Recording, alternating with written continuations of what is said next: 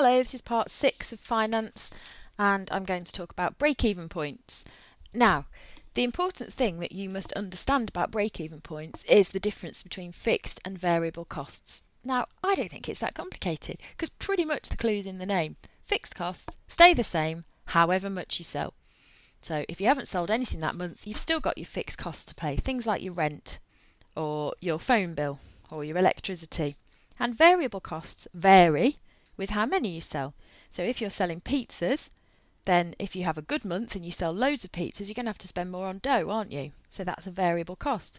Whereas one month it's boiling hot, no one wants pizza, they're all buying ice cream, then you're going to spend less on dough, so your variable costs will decrease.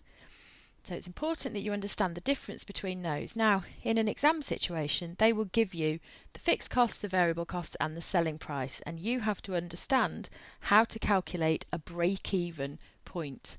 Now, break-even point means at what point does the money coming in, the revenue, start to cover the total costs? So at what point will I start to make a profit?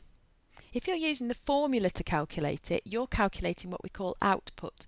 You're calculating how many units you need to make or sell before you start making a profit. If you do it on a chart, then you can actually see a revenue figure. So you can see at what point in the revenue, the income, that you start to make the profit. You won't be asked to draw a chart in the exam, but they might give you a chart and expect you to be able to tell where the break-even point is. And obviously it's where revenue meets total costs. Now, to calculate it using the formula, you need to learn that it's fixed costs divided by selling price minus variable costs. So for example, if it says your fixed costs are £40,000, selling price 12 and variable cost £4 per item, you do 40,000 divided by 12 minus 4, which is 40,000 divided by 8. So that gives you 5,000, which means that you have to make or sell 5,000 units of whatever it is you're making before you start to make a profit, before you break even. Now, if you're going to if you want to start making profits sooner, and your break-even point is actually a bit too high, and you think, gosh, that's way off, we need to make a profit before then you could put your selling price up, because that means your revenue will meet your costs sooner.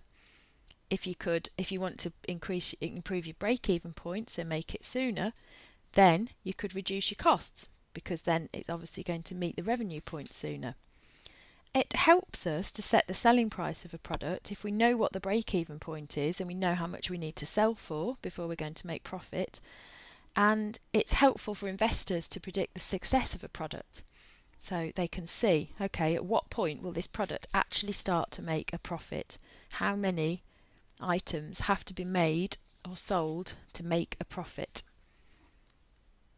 And the margin of safety is not on your syllabus, but I just want to mention it just in case, that if we've gone over the break-even point, how much can we drop by before we stop making a profit?